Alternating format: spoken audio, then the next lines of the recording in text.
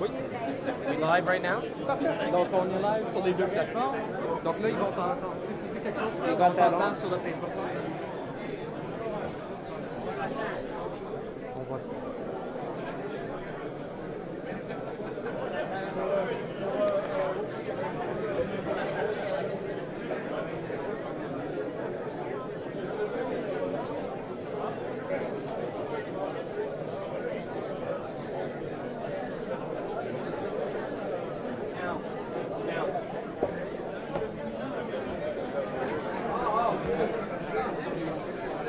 Bonsoir.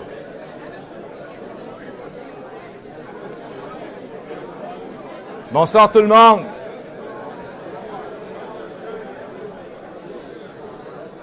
Vous êtes fébrile. Je le suis aussi. Quel plaisir, quel honneur pour moi de vous accueillir ce soir pour ce qui est au fond l'acte de naissance du PPC de Maxime Bernier à Québec et au Québec.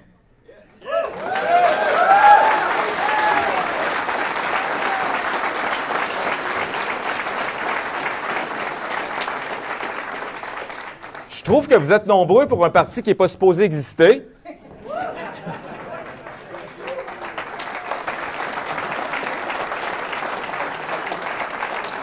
J'étais content quand j'ai vu en première page du Journal de Québec qu'on peut se promener à l'Assemblée nationale avec des jeans. Fait que je me suis permis ce soir de... Il y a 6 mois, en fait non, il n'y a pas 6 mois, il y a 3 mois,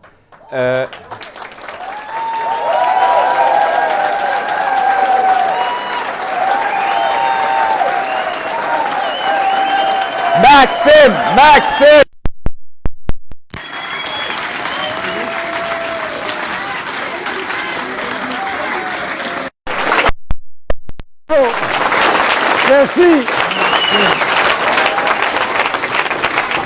Parlant de lui, il y a 3 mois, Maxime me confiait le mandat d'aider à organiser la grande région de Québec en fondant des associations Comté. Plusieurs d'entre vous, à cette occasion, on a fondé nos 9 associations de comté dans la grande région de Québec.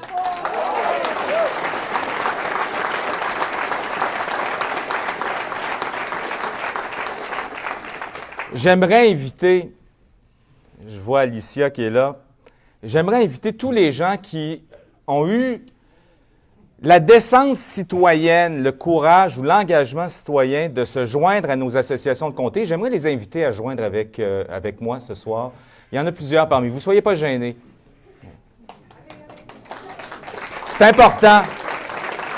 C'est important.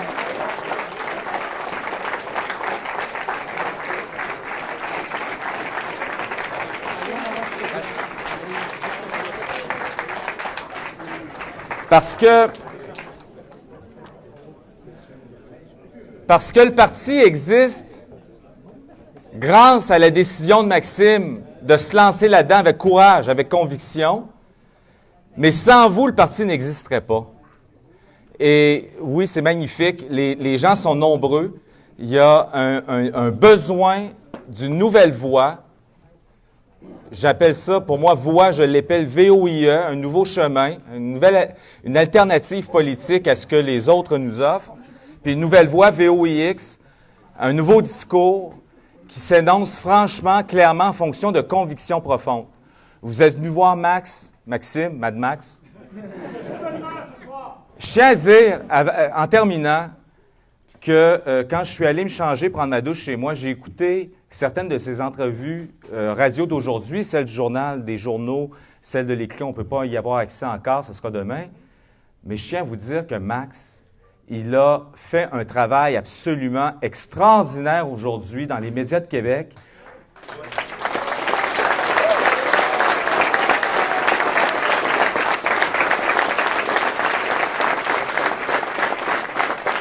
Et c'est très certainement un travail qui va porter fruit à court, moyen et long terme. Et sans plus attendre, Maxime Bernier!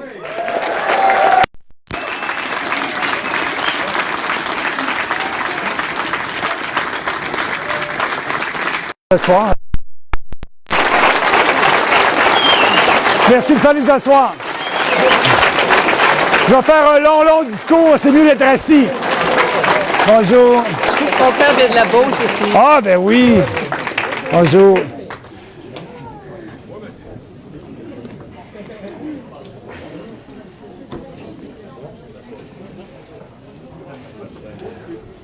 Est-ce qu'on a besoin de ça? Bon.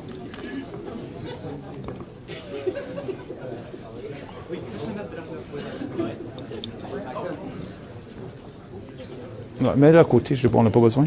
C'est pour le live stream. Ah, OK. Bien. Bonjour tout le monde. Bonjour. Je devrais dire bonsoir. Et vous me rendez très heureux puisque c'est le premier rallye. C'est le deuxième au Québec, mais le premier, on l'a fait dans la région de Gatineau. Et il y avait à peu près 250 personnes. Ici, ce soir, on est plus que 300. Vous me rendez, oui, bravo.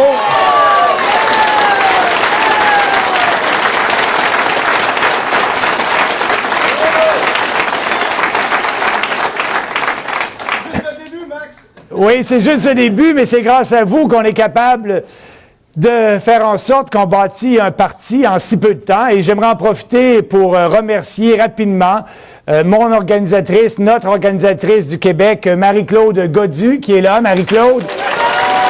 Et Jacques Grenier, qui est là. Puis vous connaissez tous Frédéric, qui s'occupe de la grande région ici. Merci Frédéric aussi.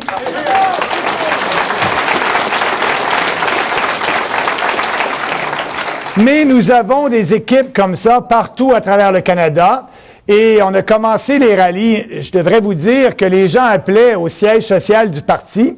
Maxime, il va-tu venir nous voir? Ça serait intéressant. On a bâti nos organisations. On veut rencontrer Maxime. On devrait faire un rallye. Et on a commencé à faire nos rallyes il y a 2 semaines.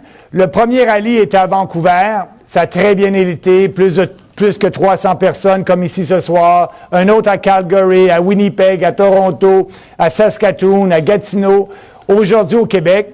Et on est capable de faire des rallyes comme ça, puisque on a des membres dans notre parti. On a plus de 33 000 membres en date d'aujourd'hui. Et grâce à vous...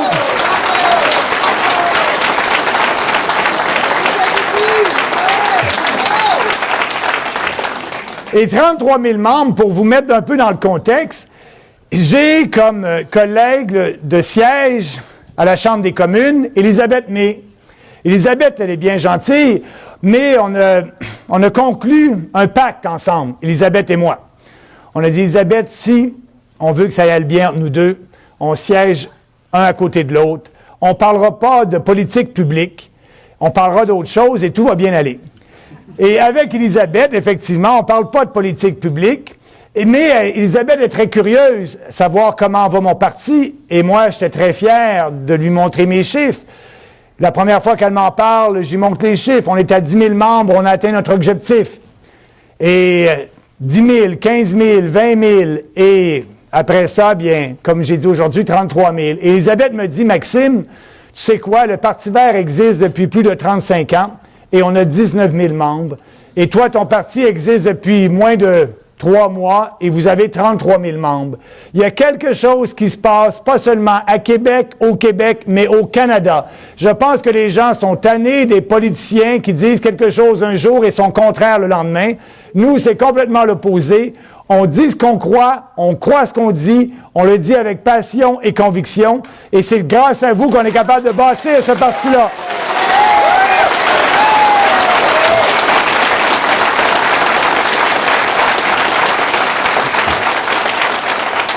Et j'ai un autre aveu à vous faire. Le 14 septembre, lorsque j'ai créé le parti, nous avons créé le parti. Le lendemain, la presse est un peu négative. Et je vous avoue que je lisais la presse et ils m'ont un peu ébranlé. Parce qu'ils disaient, Maxime ne sera pas capable de bâtir un parti en moins d'1 an. Le Parti réformiste de l'Ouest canadien, ça leur a pris 6 ans à bâtir un parti. Et il ne sera pas capable d'avoir des candidats partout à travers le Canada. Et donc, bien, on s'est mis à la tâche. L'avantage que nous avons par rapport à ces partis-là, c'est que les gens viennent au Parti populaire pour nos idées. Et les gens partagent nos idées. Et je doutais de nos capacités d'être capables d'avoir des associations de comtés. Nous avions fixé un but d'avoir les 338 associations de comtés prêtes à la fin du mois de décembre. Eh bien, aujourd'hui, grâce à l'organisation, grâce à vous, on a plus de 292 associations de comtés formées.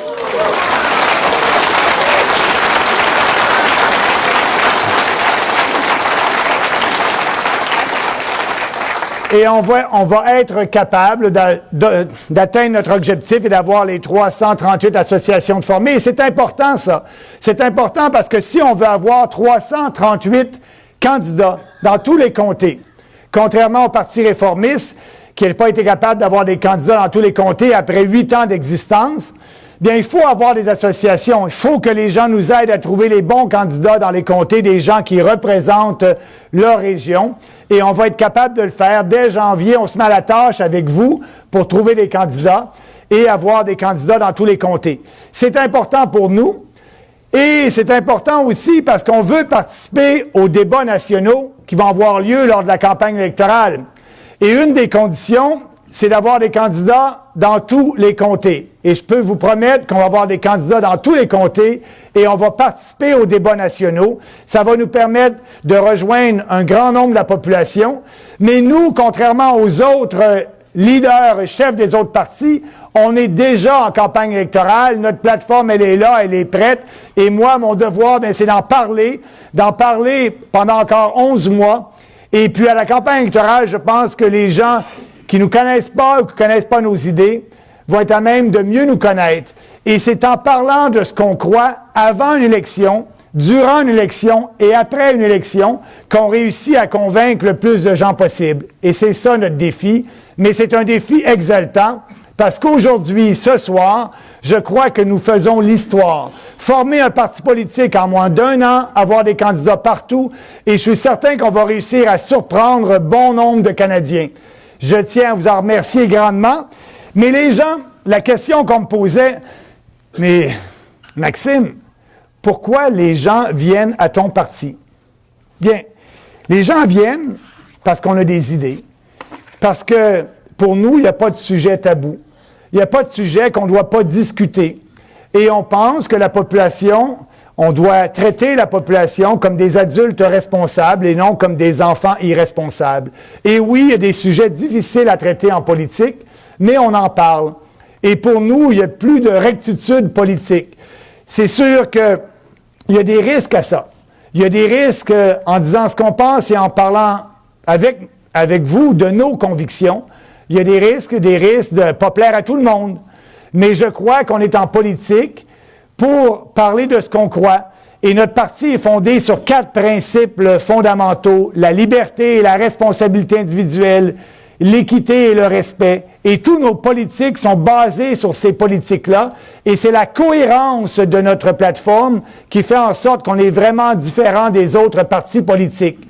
On n'essaie pas de plaire à tout le monde parce qu'on sait que si on essaie de plaire à tout le monde, en bout de ligne, on va déplaire à tout le monde. Et en parlant d'essayer de plaire à tout le monde, je vais vous parler d'un sujet. Là, vous allez me dire, Maxime, on est tanné d'entendre parler de ça. T'en parles depuis 2 ans et demi. Et c'est la gestion de l'offre. Le cartel de l'UPA.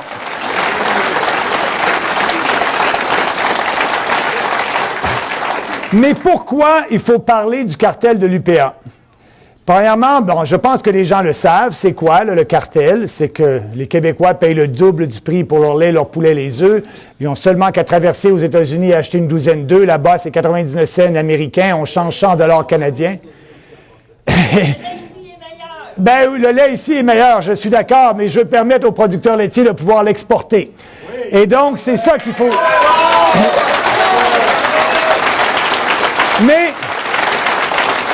Mais la question est, si un parti politique ne peut pas résister à un groupe de pression de 13 000 personnes, comment ce parti politique va être capable de résister aux autres groupes de pression qui demandent des privilèges fiscaux, un abri contre la concurrence? Et c'est ça la vraie question. Nous, on a démontré qu'on est capable, mais aussi les producteurs sous gestion de l'offre On est confiant qu'ils font de bons produits. Et ce qu'on veut faire en abolissant la gestion de l'offre, c'est de leur donner la capacité de concurrencer. En abolissant la gestion de l'offre sur une période de transition, en les compensant pour leurs quotas, en leur permettant d'exporter. Et je pense que c'est la meilleure politique, mais surtout, on démontre aux Canadiens qu'on travaille pour l'ensemble de la population et que lorsqu'il y a un défi devant nous, bien, on prend ce défi-là à deux mains et on en parle pour expliquer nos politiques à la population. Et il y a plusieurs dossiers qui peuvent être difficiles. Il n'y a pas seulement que la gestion de l'offre. Je pense qu'il y a plusieurs d'entre vous dans la salle qui sont des entrepreneurs. Et oui. Et êtes-vous tanné d'être forcé de payer des taxes pour donner ça à Bombardier ou à GM? Bien, il y a d'autres politiciens qui pensent que vous n'êtes pas tannés. M. Scheer et M. Trudeau, eux, pensent que c'est normal. C'est normal de subventionner ces grandes entreprises-là à coût de millions de dollars. Et au total, ça fait plus de 5 milliards de dollars de subventions qu'on donne à différentes entreprises. Et ça, c'est votre argent, c'est notre argent qu'on donne à des entreprises. Et la meilleure, c'est pas une politique efficace. Parce que, premièrement, si une entreprise est bien gérée, si une entreprise est rentable, bien, elle n'a pas besoin de subventions. Mais si une entreprise est mal gérée, si une entreprise n'est pas rentable, bien, pourquoi on devrait lui donner des subventions? Et donc, pour avoir une politique équitable, pour respecter nos principes, c'est de prendre cet argent-là qu'on sauve en abolissant les subventions aux entreprises et en baissant les taxes de tous les entrepreneurs avec un taux unique de 10 %. Ça, c'est une politique équitable et en même temps, bien, l'État ne choisit pas les gagnants et les perdants. Et ce qu'il faut faire, bien, il faut en parler, il faut l'expliquer. Et moi, je connais des entrepreneurs. Ce n'est pas des quêteux de subventions. Ils sont fiers et ce qu'ils veulent, c'est justement qu'on ait des politiques équitables. Lorsque je faisais une entrevue, il y a un journaliste qui me posait la question, mais M. Bernier, les entrepreneurs aiment les subventions. Et j'ai dit non. La Fédération des entreprises indépendantes, qui représente les entrepreneurs, prône l'abolition des subventions aux entreprises depuis plus de 5 ans. Et donc, c'est ça que leur membership veut, et c'est une position équitable et juste. Mais M. Scheer, j'aime bien Andrew. Il a un beau sourire, il est bien gentil. Mais Andrew, il veut faire en sorte, lui, que les organismes qui donnent les subventions aux entreprises soient plus efficaces. Donc, que l'Agence de développement du Québec, qui est l'organisme gouvernemental au Québec qui distribue les millions de dollars de subventions aux entreprises, soit plus efficace et soit géré par un ministre québécois pour acheter des votes avec l'argent des Québécois. Bien, nous, on veut abolir ces agences-là et donc, on ne cherche pas à faire en sorte d'acheter des votes avec l'argent des entrepreneurs, mais plutôt avoir une politique équitable. Et ça, c'est une grande différence entre les conservateurs et nous, entre nous et les libéraux, entre nous et le NPD. Et c'est ce qui fait qu'on peut, notre parti, on peut attirer des gens de différents partis politiques. Et j'aime à dire, et c'est la réalité, j'étais en conversation à Terre-Neuve avec un de nos organisateurs sur le conseil d'administration de notre association de Terre-Neuve. Et je lui demandais, bien, d'où il vient, qu'est-ce qu'il faisait avant? Et il me dit, Maxime, j'ai toujours voté NPD. Et là, je lui ai dit, bien, je pense que tu t'es trompé de parti. Je pense que tu n'as pas lu notre programme. Il dit, non, Maxime, ce que j'aime, le plus important pour moi, c'est l'abolition des subventions aux entreprises. Ça va aider tout le monde. Et c'est aussi l'abolition du cartel de l'UPA. Ça va aider les familles les plus démunies et tous les Canadiens. Et donc, pour lui, c'était deux politiques importantes, assez importantes, qui puissent se joindre à notre parti et de nous aider dans son coin de pays pour gagner les élections.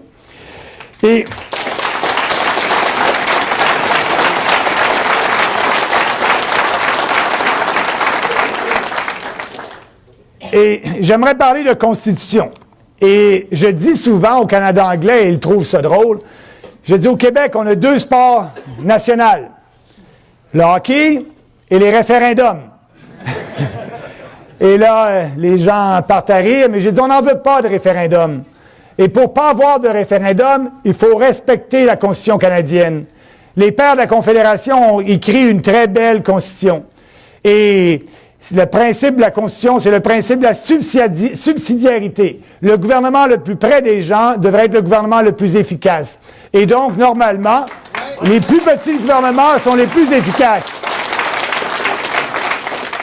Et donc, si vous pensez aux interactions que vous avez avec le gouvernement, normalement, c'est avec le gouvernement provincial, que ce soit la santé, les services sociaux, les hôpitaux, les prisons, c'est une juridiction provinciale. Et fédérale, c'est tout ce qui est national. L'armée, l'économie, la Banque centrale, les traités internationaux. La Constitution a bien divisé la division des pouvoirs et des compétences. Et nous, on ne veut pas s'ingérer dans les champs de compétences. Si on s'ingère dans les champs de compétences, on crée de la chicane constitutionnelle. Et à raison. C'est tellement vrai qu'en Alberta, maintenant, il y a des gens qui ont un sentiment indépendantiste. Pourquoi? Parce qu'ils voient qu'est-ce qui se passe, que le gouvernement fédéral, pour eux, le gouvernement libéral fédéral actuellement, agit contre les intérêts de l'Alberta en empêchant la création d'oléoducs, de pipelines, le projet de loi C-69 qui met des barrières à la création de grandes infrastructures, tant dans le domaine énergétique que dans d'autres domaines forestiers ou quoi que ce soit. Et ça allonge le délai. Et ça fait en sorte qu'il est quasiment impossible de construire des grandes infrastructures au détriment des gens de l'Alberta, puisqu'ils ne peuvent pas exporter leur pétrole à l'extérieur des États-Unis. Et ils ont un marché unique. Et vous connaissez, comme moi, le libre marché, l'offre et la demande. Lorsqu'on a seulement un client, bien, on est dépendant du prix que ce client veut bien payer pour nos produits. Et c'est pour ça que le pétrole canadien se vend à rabais, contrairement au prix mondial du pétrole. Ça prend un oléoduc. Et moi, je leur dis, bien oui, on va respecter la Constitution. Bien oui, on va abolir ce projet de loi-là. Bien oui, on va s'assurer qu'il y ait un oléoduc parce que les Québécois savent très bien que transporter du pétrole par oléoduc, c'est beaucoup plus sécuritaire pour la population. On se rappelle de lac Mégantic, mais c'est aussi sécuritaire pour l'environnement. Et je pense qu'une bonne majorité de Québécois sont d'accord pour la construction d'oléoducs. Et on est en 2018. On peut construire un pipeline qui va être sécuritaire pour l'environnement et pour la population, mais aussi qui va créer des emplois à Montréal, dans la transformation et ailleurs. Et ce que je leur dis, bien, vous pouvez compter sur moi comme étant un de vos alliés, mais aussi sur une grande majorité de Québécois. Donc, il faut respecter la Constitution et arrêter de s'ingérer dans les champs de juridiction des provinces. Une question que j'ai eue aujourd'hui, et ça intéresse beaucoup les Québécois, c'est tout le débat sur le troisième lien. Oui. Ça vous prend, je suis d'accord avec vous, ça vous prend un troisième lien. Mais nous, ce qu'on veut faire, j'aime pas quand les Québécois sont taxés et on prend l'argent de vos taxes pour construire des projets d'infrastructures locales en Colombie-Britannique. Pourquoi un Québécois paierait pour une route en Colombie-Britannique? Pourquoi un Canadien de la Colombie-Britannique paierait pour un troisième lien? La Constitution est bien faite. Ces programmes d'infrastructures qui s'ingèrent dans les domaines de compétences provinciales, dans des projets de développement provincial et régional, ça a été mis sur pied par M. Chrétien et Martin lorsqu'il y avait des surplus à Ottawa pour acheter des votes avec l'argent des Canadiens. Mais nous, ce qu'on devrait faire, c'est abolir ce programme-là d'infrastructure, baisser vos taxes et vos impôts, et si le gouvernement du Québec veut un troisième lien, bien, il aura les moyens avec son budget, ou bien il augmentera les taxes des Québécois, parce que nous, on va avoir baissé les nôtres, il augmentera les taxes des Québécois pour faire en sorte que son projet soit réalisable. C'est ça, respecter la Constitution, mais il faut avoir le courage de le dire et de l'expliquer à la population.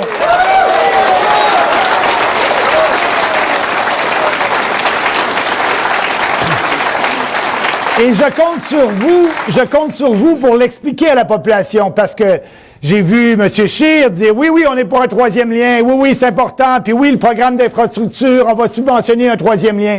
Moi, venant de la Beauce, j'aimerais bien qu'il y ait un troisième lien, puis oui, mais c'est pas de notre juridiction, on va abolir ce programme-là, on va baisser vos taxes, et si le Québec va avoir un troisième lien, bien, il va avoir les moyens de pouvoir vous taxer pour des ouvrages qui sont de nature locale. Et c'est ça qu'il faut expliquer à la population. La même chose en santé. En santé, le gouvernement fédéral vient de dire au gouvernement Legault actuellement, Bien, écoutez, on a le privé en santé qui existe, on a le public en santé. Le meilleur système de santé au monde, c'est les systèmes européens, pas le système américain, les systèmes européens où toute la population de pays comme la Suisse a une couverture universelle, mais elle peut choisir d'aller dans le secteur privé ou choisir d'aller dans le secteur public, et il y a une concurrence, mais les gens, il n'y a pas de liste d'attente, il n'y a pas de temps d'attente, et ils ont des très bons services. Ici, bien, les gens ne savent pas qui blâmer pour les listes d'attente. Est-ce que c'est la faute du gouvernement fédéral qui donne pas assez d'argent aux provinces pour leur système de santé, ou c'est la faute à une province qui ne sait pas comment administrer son système de santé? Donc, vu que la santé, c'est important pour les Québécois, bien, le gouvernement fédéral s'ingère et donne de l'argent aux provinces en transférant des sommes énormes en santé. Bien, nous, la santé, le fédéral gère aucun hôpital. C'est vrai qu'il y a plusieurs fonctionnaires au ministère de la Santé à Ottawa, mais c'est la compétence des provinces. Ce qu'on veut faire, on veut respecter la Constitution. On va abolir ce programme-là, baisser vos taxes et vos impôts et transférer des points d'impôt au Québec. Ça veut dire que si le fédéral baisse les taxes et les impôts, bien le Québec va être à même, avec l'espace fiscal qu'il va avoir, de retaxer les Québécois pour ses propres responsabilités. Mais le plus important, c'est que vous, en tant que Québécois, vous allez savoir qui blâmer s'il y a des listes d'attente au Québec, ici, à Québec. Ça ne sera plus le gouvernement fédéral, ça va être le gouvernement provincial qui va avoir les moyens d'investir plus d'argent en santé dans ce secteur public ou de permettre plus de concurrence et emmener un peu plus de privé en santé, comme ça se fait dans d'autres pays développés. Et c'est ce qu'il faut faire, c'est ce qu'il faut parler. Mais les politiciens ont peur de la réaction du public. Et nous, ce qu'on fait, on explique ça à la population. Et il ne faut pas se gêner d'en parler. Et là, ce qu'on a vu du gouvernement Trudeau, bien, la ministre de la Santé a dit à M. Legault, « Je vais couper vos transferts en santé si vous continuez à offrir des services privés. » Mais M. Legault et le gouvernement du Québec sont tout à fait responsables, ils peuvent faire ce qu'ils veulent. Et ça, c'est une politique qu'on ne fera jamais. On ne coupera pas les transferts du fédéral en santé. On va les éliminer, mais on va permettre aux provinces de retaxer. Et là, la question qu'on me dit souvent, mais Maxime, il y a beaucoup plus de riches en Ontario, donc un point d'impôt en Ontario peut rapporter beaucoup plus qu'un point d'impôt, par exemple, au Nouveau-Brunswick, parce qu'il y a un peu moins de riches.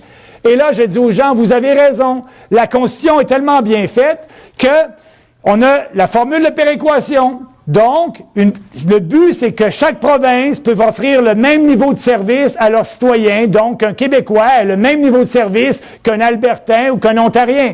Et oui, lorsqu'on va faire ce transfert de points d'impôt-là pour rendre la province responsable dans le domaine de santé, pour les provinces les plus pauvres, on va compenser la différence du point d'impôt par augmenter les transferts de la péréquation. Donc, la Constitution, elle est bien faite. Il s'agit de la respecter et c'est ce qu'on veut faire. On ne veut pas réouvrir la Constitution, on veut respecter la Constitution pour faire en sorte qu'on ait un gouvernement plus petit à Ottawa, un gouvernement responsable et un gouvernement qui respecte surtout ses payeurs de taxes.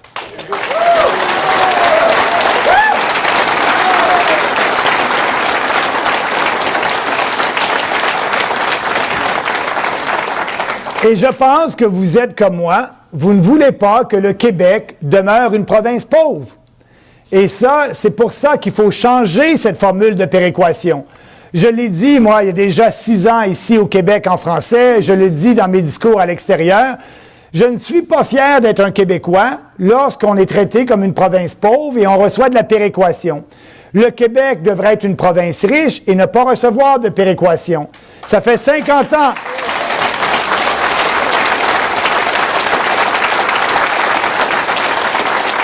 Ça fait 50 ans que le Québec en reçoit. Et là-dessus, je dois féliciter M. Legault. Parce que M. Legault a dit que c'est le temps. Il a dit durant sa campagne électorale que c'est le temps que le Québec devienne une province riche et qu'on arrête de recevoir de la péréquation. Là-dessus, je suis 100% d'accord avec lui. Et pour ce faire, il faut changer la formule pour donner des incitatifs. Parce que cette formule-là, entre vous et moi, il y a seulement 7 économistes au Canada qui la connaissent. Donc, ça serait le temps de la changer pour que tout le monde sache que cette formule est inéquitable et inefficace. Changeons la formule pour s'assurer de donner les vrais incitatifs aux provinces les plus pauvres pour qu'ils puissent permettre de développer leur économie. Et ça, Justin Trudeau n'en parlera pas. Andrew Scheer n'en parlera pas. Parce qu'ils ont peur de perdre des votes dans les provinces qui reçoivent des montants de péréquation. Ils n'ont pas le courage d'expliquer à la population une vraie politique qui va être bonne tant pour les provinces qui reçoivent de l'argent que les provinces qui donnent de l'argent. Et c'est ça le défi en politique. Et on utilise beaucoup, nous, les médias sociaux, notre parti politique, comme vous le savez. Et ce que je souhaite, c'est que vous soyez très informés de notre plateforme et que vous en parliez à vos amis, à vos parents, à vos collègues de travail. Allez sur notre site Parti populaire du Canada. Tous nos idées sont là. Si vous avez des questions, appelez notre siège social à Ottawa. Parlez à nos organisateurs. Il faut qu'on soit tous des guerriers avec nos idées et qu'on soit prêts à en parler. Et plus on en parle, bien plus on aura du succès. Et c'est ça notre défi dans les prochains mois.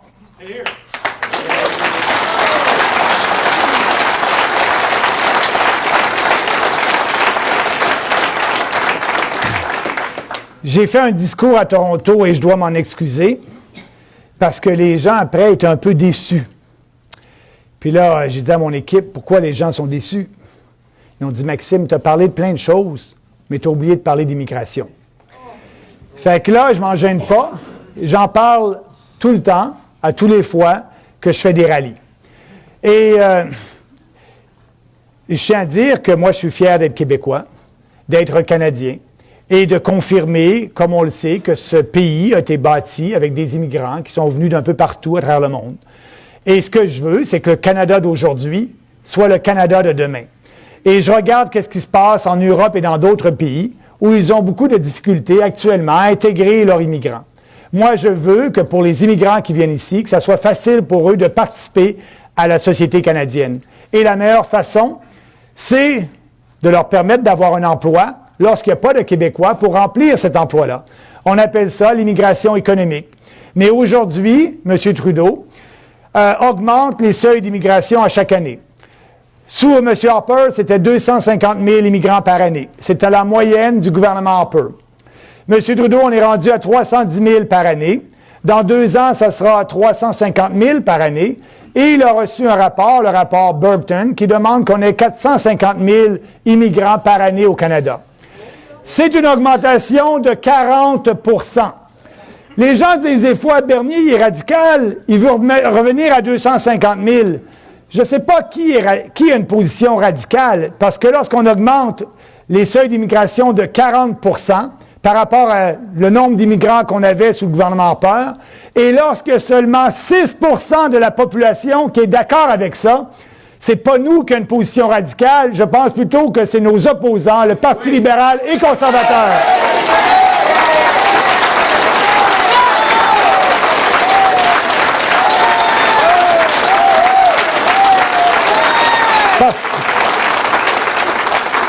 Parce que nous, on est conscient qu'il y a 49 % de la population qui veulent qu'on fasse une pause. Et d'ailleurs, la population du Québec l'a bien démontré à la dernière campagne électorale. Elle l'a bien dit. M. Legault avait une politique, était le seul chef de parti, comme je suis seul chef de parti au fédéral, à prôner une diminution du seuil d'immigration de 10 000 immigrants par année. Et je pense que ça a été important dans sa campagne électorale. Oui.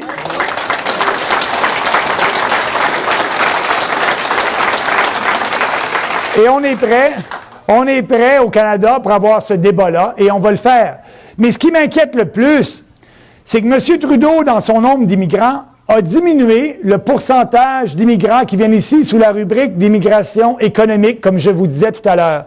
60 % des immigrants qui viennent actuellement viennent sous la rubrique immigration économique, et le reste, c'est soit la réunification des familles ou soit les réfugiés. Lorsque M. Harper était au gouvernement, 70 % des immigrants venaient ici sous la rubrique immigration économique.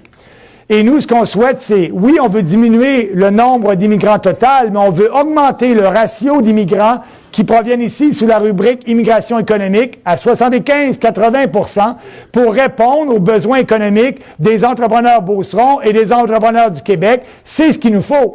Il ne faut pas ouvrir les frontières à une immigration de masse. Nous ne sommes pas anti-immigrants, nous ne sommes pas pro-immigration de masse, nous sommes pour revenir à une situation qui a bien fonctionné et qui fait en sorte que ce pays-là est ce qu'il est parce qu'on a des règles d'immigration qui fonctionnaient bien les 40 dernières années et on ne veut pas que le pays soit un pays qui a des problèmes d'intégration comme dans d'autres pays. Et je pense qu'on est capable d'y arriver. Mais on a un problème. On a un problème avec les réfugiés ici même au Québec. Et ça, c'est de l'immigration illégale. Le ministère de l'Immigration a dit que 40% des gens qui traversent la frontière, le chemin Roxane, c'est ça? Bon. Le chemin Roxane au Québec, 40% de ces gens-là, après 3 ans, vont devoir être déportés puisqu'ils ne sont pas des vrais réfugiés.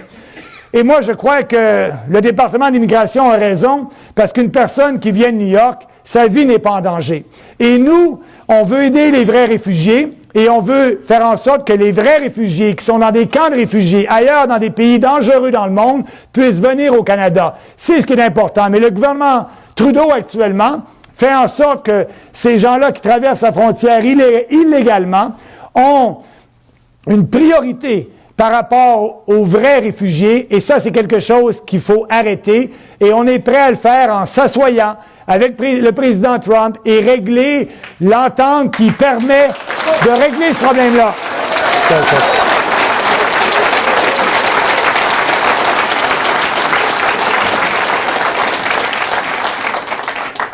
Et quand on parle d'immigration, il faut parler du pacte de l'ONU, du pacte mondial de la migration. Et là, vous avez une réaction comme l'Australie, l'Autriche, Israël, les États-Unis, la Suisse, l'Italie et 14 autres pays au monde qui ne signeront pas cette entente-là. Et le Canada ne devrait pas la signer.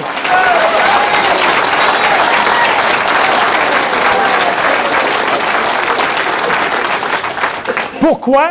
Pourquoi? Bien, c'est bien simple. Parce que dans cette entente, on veut rendre naturelle et normale la migration de population. Il y a plus de 250 millions de migrants à travers le monde. Le Canada doit faire sa part, mais selon la législation et les normes canadiennes. Et on ne veut pas être influencé par des normes de l'ONU ou de d'autres pays. Et j'étais fier d'être le premier chef de parti à être contre la signature du pacte de l'ONU, et on le fait par conviction. On ne l'a pas fait en regardant les sondages, si c'était populaire ou pas. On le fait par conviction. Et qu'est-ce qui est arrivé dernièrement? Bien, M. Scheer, il a vu que c'est populaire, parce qu'il fonctionne par sondage, et il a dit, bon, bien, c'est populaire, on va prendre la position de Maxime. Et oui, M. Scheer, maintenant, la position officielle a la même position que le Parti populaire du Canada. On a réussi à les convaincre, eux par opportunité, nous par conviction. C'est ça la différence.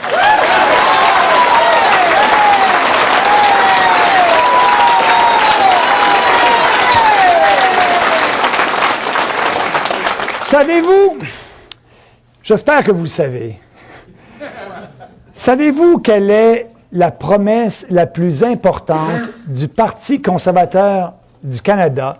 Ils étaient très fiers à leur convention qu'il y a eu dernièrement au Québec pour dire, pour avoir le vote des Québécois, on a une réforme importante à faire et cette réforme-là, bien, elle devrait toucher l'impôt. Mais elle ne touche pas directement l'impôt. Vous vous rappelez pas de leur réforme? Rapport d'impôt unique. Croyez-vous, c'est leur grosse réforme pour convaincre les Québécois. On va aider vos comptables et on va imposer un rapport d'impôt unique. Mais ils ne parlent même pas de diminuer vos impôts. C'est complètement ridicule.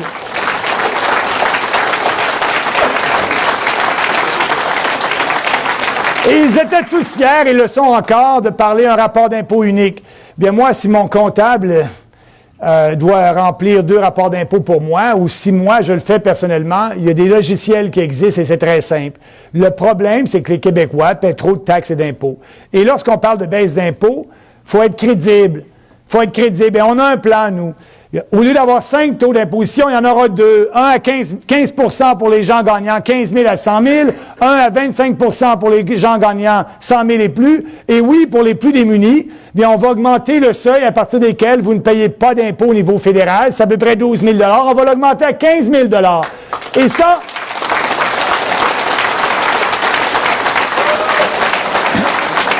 Mais il faut être honnête avec les Québécois. Ça va coûter quelque chose au gouvernement du Canada pour mettre en place cette réforme-là.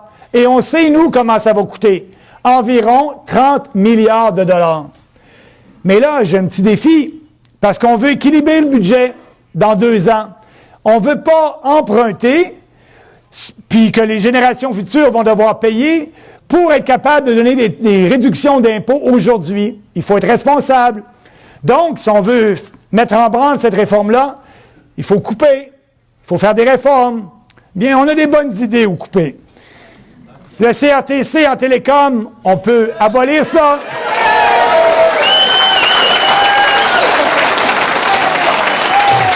La privatisation de Poste Canada, on peut économiser.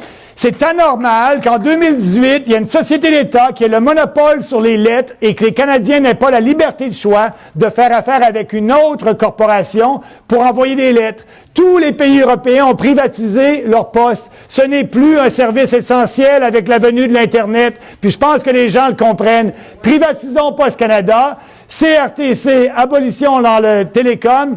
Mais il y a un autre dossier aussi où on peut faire beaucoup. Le gouvernement Trudeau veut aider... Il veut aider les journaux. Il veut aider les journaux traditionnels. Il veut prendre votre argent, 600 millions de dollars, pour aider les journaux. Nous, on dit, on veut que les journaux, que les journalistes soient indépendants, pas dépendants du gouvernement. M. Trudeau veut les rendre plus dépendants. Mais qu'est-ce qu'on va faire pour aider les journaux et les câblo-diffuseurs? Bien, la solution est dans Radio-Canada. Parce qu'on peut économiser là. Radio-Canada, c'est injuste. Ils ont des journalistes en ligne qui sont payés par les deniers publics, mais tandis que la presse, le Devoir, les autres journalistes n'ont pas ça et doivent payer leurs journalistes. Donc, il y a une réforme à faire là. Radio-Canada reçoit des fonds de l'État et en même temps va chercher de l'argent de commanditaires et de publicité. CTV et puis TVA et les autres radiodiffuseurs doivent seulement aller chercher leur argent de la publicité et ne reçoivent pas des fonds de l'État. Donc, il faut transformer Radio-Canada à son mandat initial, 1,2 ou 1,3 milliard de dollars. On peut graduellement diminuer le budget et s'assurer que Radio-Canada puisse être comme un grand PBS, comme aux États-Unis. Et donc, si les gens veulent écouter Radio-Canada, et s'ils aiment les programmes de Radio-Canada, bien, ils seront libres de payer, de s'y abonner. C'est ça la solution, et c'est ce qu'il faut faire.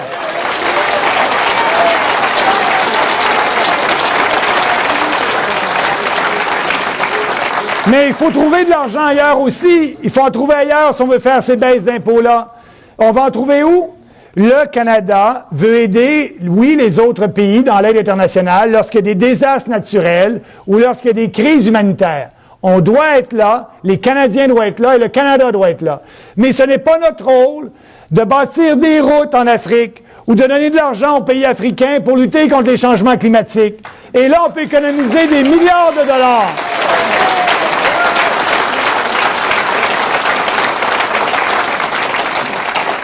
Et c'est ce qu'on va faire. Et donc, vous savez que notre plateforme, elle est cohérente. On vous dit quelque chose et on vous dit comment on va y arriver. Mais le Parti conservateur, ils n'ont pas de plateforme encore. Ils n'ont pas de plateforme, mais ils nous disent, on va avoir une plateforme électorale bientôt, soyez patients. Savez-vous pourquoi ils n'ont pas de plateforme? Les sondages! Ils sont trop occupés à faire des sondages, à essayer de regarder quel groupe de la population canadienne veut quelle promesse. Et lorsqu'ils auront réglé tout ça, bien là, il y aura un programme électoral qui va satisfaire différents segments de la population canadienne. Et donc, ils ne sont pas prêts, ils sont très occupés à faire des sondages.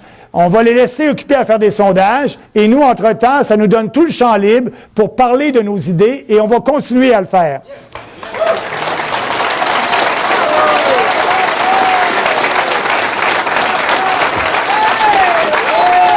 Mais Andrew Scheer avait quelque chose à dire. Mon ami Andrew avait quelque chose à dire au Toronto Sun il y a déjà 3 semaines.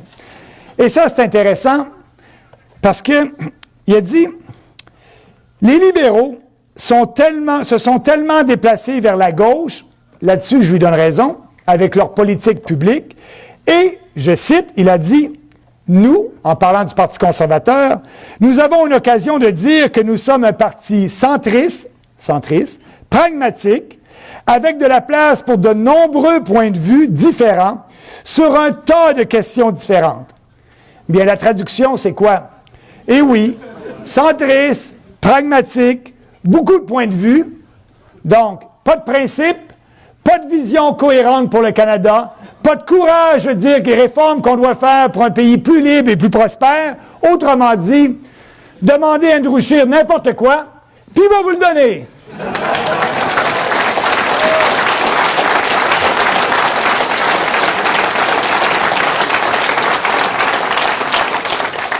Le NPD, il a raison, est devenu tellement à gauche qu'il n'est plus sur l'échiquier politique.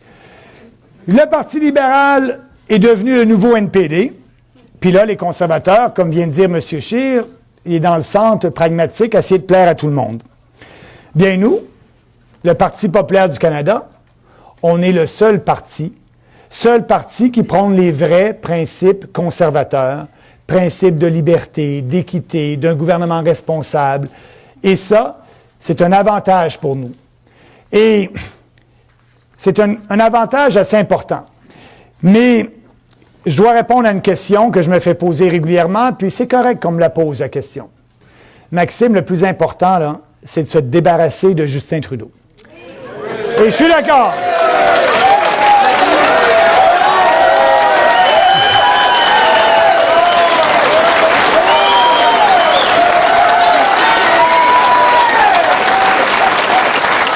Je suis d'accord. Et tous ensemble, on va le faire. Mais, M. Scheer, je crois qu'il est un leader faible. Pourquoi qu'il est un leader faible? En dépit du bilan désastreux de Justin Trudeau, en dépit du voyage en Inde, en dépit des déficits qui devaient être petits, qui sont rendus à 19 milliards de dollars par année, en dépit du non-respect des promesses électorales, on devrait retourner à l'équilibre budgétaire dans 4 ans. Et là, M. Trudeau, qu'on ne voit pas le jour où on va revenir à l'équilibre budgétaire, en dépit de la taxe sur le carbone qui s'en vient, en dépit de la crise des migrants illégaux que je parlais tout à l'heure, bien, en dépit de tout ça, Justin Trudeau est un mauvais gouvernement, mais Andrew Scheer est toujours derrière Justin Trudeau dans les sondages de 6 à 8 points depuis qu'il est leader du Parti conservateur du Canada. Donc, ce que je vous dis, c'est qu'on est le seul parti qui prône des idées conservatrices de droite, raisonnables.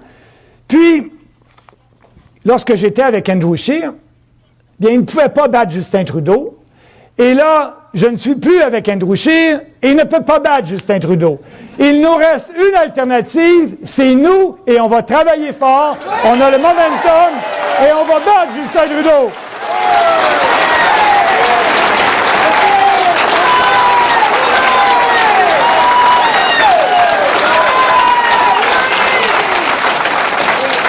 Et pour battre Justin Trudeau, j'ai besoin de vous. On a besoin de vous. Oui, on a un grand momentum. On a bâti un parti maintenant que je peux dire est un parti national. Et je vais vous donner un exemple chiffré. Le Québec représente 22 % de la population canadienne. Bien, le membership du Parti populaire du Canada qui provient du Québec représente 23 % de notre membership. L'Ontario représente 38 % de la population canadienne. Bien, le membership du Parti populaire du Canada venant de l'Ontario représente 36 % de notre membership. L'Alberta, on a un problème en Alberta. L'Alberta représente 11 % de la population canadienne, mais notre membership provenant de l'Alberta représente 16 % de notre membership. Si on veut être un vrai parti qui prône des valeurs conservatrices sans compromis, il faut avoir une base solide en Alberta, et on a une base solide en Alberta. Donc, notre membership équivaut au pourcentage de la population dans toutes les provinces canadiennes. Et ça, c'est un avantage. Nous ne sommes pas un parti régional, nous ne sommes pas un parti provincial, nous sommes un parti national. Et c'est grâce à vous que nous sommes un parti national. C'est pour ça que je vous disais tantôt, On fait l'histoire. On crée un parti national en moins d'1 an. Et là, bien, j'ai besoin de vous parce que je suis là et je parle de ces idées-là avec passion, avec conviction. Et je peux vous dire que c'est mon moment le plus heureux en politique. Je pense que je suis l'homme politique le plus heureux au Canada. Et on a beaucoup d'ouvrages. Oui, on a beaucoup d'ouvrages. La pente est raide. Il faut trouver de bons candidats partout. Il faut continuer à en parler. Il faut bâtir. On a commencé le parti, on était à 1 des sondages. On est à peu près à 4 des sondages. Mais lentement, on est en train de monter tranquillement et gagner de l'appui partout au Canada. Et j'aime à regarder l'exemple de la France. J'aime à regarder l'exemple de M. Macron. Je ne suis pas un socialiste, mais M. Macron, en 11 mois, a quitté le Parti socialiste, a créé son propre parti, et maintenant, il est le président de la France. Tout peut arriver parce que je le sens. Je le sens et vous le sentez, il y a un momentum. Les gens sont tannés de la rectitude politique. Les gens sont tannés de politiciens qui essaient d'acheter leur vote, qui leur disent ce qu'ils veulent entendre. Et nous, on parle de conviction. Et une de mes idoles en politique est Margaret Thatcher. Et Margaret Thatcher a dit... Margaret Thatcher a dit, elle a un mot qu'elle n'aime pas entendre des politiciens. Et allez sur YouTube, Margaret Thatcher, consensus. Consensus, il n'y a rien de pire que ça. Pour un politicien, pour Margaret Thatcher, il faut parler de nos convictions. Plus on en parle, plus on explique, plus on a les meilleures idées. Les idées basées sur la liberté et la responsabilité individuelle, c'est les meilleures idées, c'est les idées à la base de la société occidentale. Il faut en parler avec fierté. Et Margaret Thatcher le fait. Elle a réussi à être élue première ministre, elle a fait les réformes qu'il fallait faire et elle n'a pas fait de compromis avec ses principes. C'est pour ça qu'on l'appelait la dame de fer, la main de fer dans un gant de velours. Et c'est ça qu'il faut faire. Il faut parler de nos idées. Plus on en parle, il ne faut pas se gêner aussi d'argumenter avec nos opposants et de leur mettre en plein visage leurs faits qui ne sont basés que sur des statistiques tronquées des fois. Et donc, on parle de faits et on va continuer à en parler. Et moi, ce soir, vous me donnez beaucoup d'énergie. J'aime ce que je fais, c'est beaucoup de temps, mais lorsqu'on aime ce qu'on fait, lorsqu'on a un appui comme ça, parce que l'appui qu'on a ce soir à Québec est important. Là, on a un gros défi à Québec. C'est la base du Parti conservateur du Canada au Québec. Il y a plusieurs députés, mes anciens collègues sont ici. Ils sont dans cette région-ci. Et donc, je pense que les gens sont prêts à voter pour des vraies idées conservatrices. Et là, bien, le mandat qu'on a, il faut défaire ces faux conservateurs-là qui sont opportunistes et ont peur de faire les vrais débats. Et il faut trouver de bons candidats.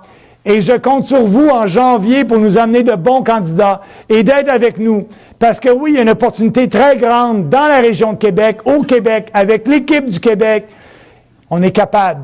On est capable d'avoir des candidats élus ici au Québec. On est capable d'avoir des candidats élus en Alberta, dans le Canada Atlantique, dans le Canada de l'Ouest. Et croyez-moi, on va créer une grande surprise, une belle surprise à bien des Canadiens d'ici quelques mois. Je compte sur vous pour nous aider et gênez-vous pas. Des fois, ça peut être dur lorsqu'on parle de nos convictions. On peut être critiqué, mais au moins, on gagne le respect de nos opposants. Et je pense que c'est ça. On peut être critiqué sur différents points de vue et c'est bon le débat. Nous, on pense qu'on a les meilleures idées et qu'on doit en parler. D'autres disent que non, on n'a pas les meilleures idées. Mais au moins, on fait de la politique pour changer les choses. Moi, je ne me vois pas être élu et réélu pour ne rien faire. Ça sert à quoi d'être élu et réélu si vous n'avez pas de principe et de conviction, que vous ne transformez pas ça en politique publique, crédible? Et c'est ce qu'on fait. Puis mon engagement ce soir, personnel envers vous, c'est de continuer à faire la même chose, de me battre pour les Québécois, pour les Canadiens, et pour ceux qui veulent avoir un gouvernement respectueux, pour ceux qui veulent avoir des politiciens qui disent la vérité. Ça va être le cas de tous les candidats. Et on va permettre à nos candidats de faire ces débats-là. Ils vont parler avec le cœur, avec raison de ce qu'on croit. Et tous ensemble, on va être capables. On va être là en 2019. Merci. Merci beaucoup. Merci.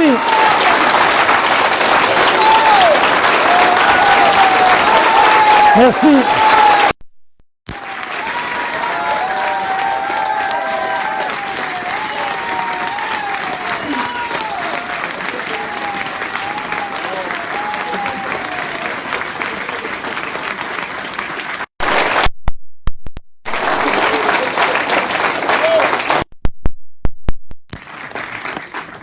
Maxime.